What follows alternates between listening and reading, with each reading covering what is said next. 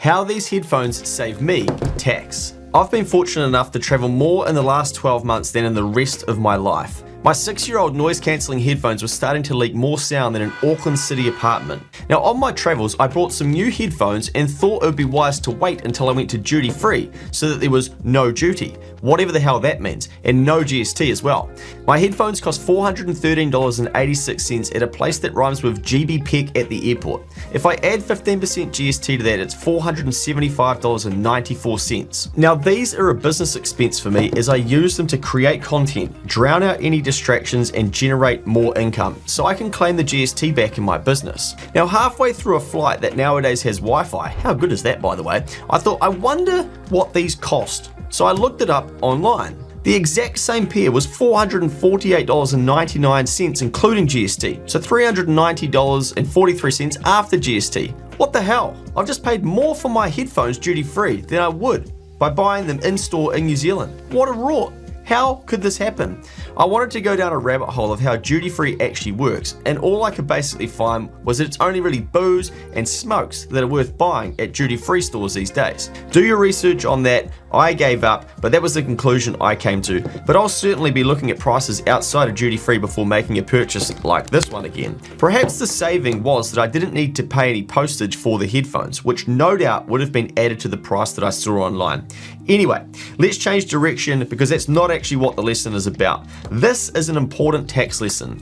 These headphones are tax deductible for me because they help me generate revenue and block out noise from construction upstairs in my workplace. In New Zealand, we have an overarching tax rule where there must be a nexus, which is a relationship between expense and revenue. i.e., to claim the headphones as an expense, I need to be able to prove that they help me generate income. I didn't realize how amazing noise-cancelling headphones were until my business partner gave me a pair as a present 6 years ago. These are a tool that help me edit video and audio to focus and to be more productive. I tune out the outside world, I zone in, and some of my best creations and ideas have come from having the absolute focus on my screen, including some of the money mails that I write, the podcasts that I generate, and even this video. All the whilst blocking outside noise. I've even written this mid-flight. Noise blocked out whilst other people are watching reruns of Fast and the Furious.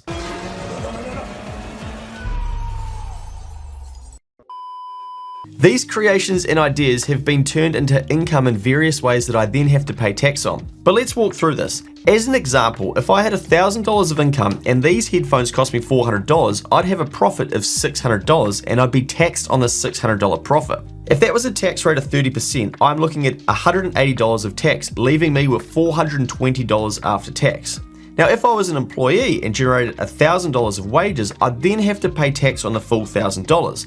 I'd then go and pay for these headphones out of the after-tax income. So let's say I'm taxed at 30% on that income. I'm going to pay $300 on my $1,000, leaving me with $700 to spend. I then go and buy the $400 pair of headphones and I'm left with $300. This is quite the difference, isn't it? Understanding the difference between being an employee and being in business and how the tax rules and laws work in New Zealand is very important throughout your life. It might not be sexy nor something that really interests you, but this example highlights the importance and practicality of taxes and understanding them.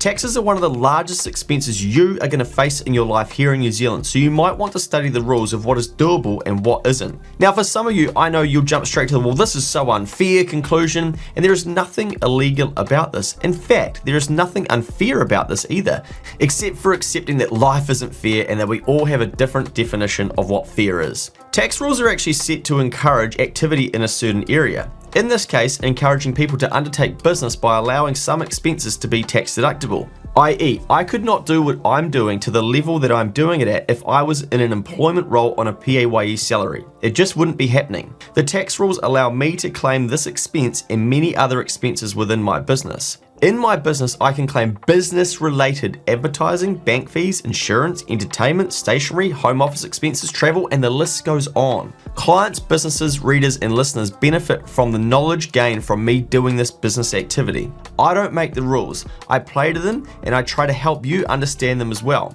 Yes, I can claim a lot of expenses, but I also paid $150,000 of income tax alone in the 2024 financial year. That is a lot more than when I was an employee. It's more tax than what my whole salary was as well. So I think the government will be pretty happy they're getting theirs. Arguably, it's better for them to have me in business than being an employee because I generate more profit for them. Now, I wanted to show you this example as I see many people confusing claiming expenses with getting money back. This is popping up a lot at present with all the chat around interest deductibility on interest on rental property for landlords. The IRD did not give me $400 back for these headphones. They are a tax deductible expense, decreasing my profit and therefore the tax that I pay. That's a big difference and one people need to understand. Similarly, the IRD are not going to pay landlords their interest bill back to them.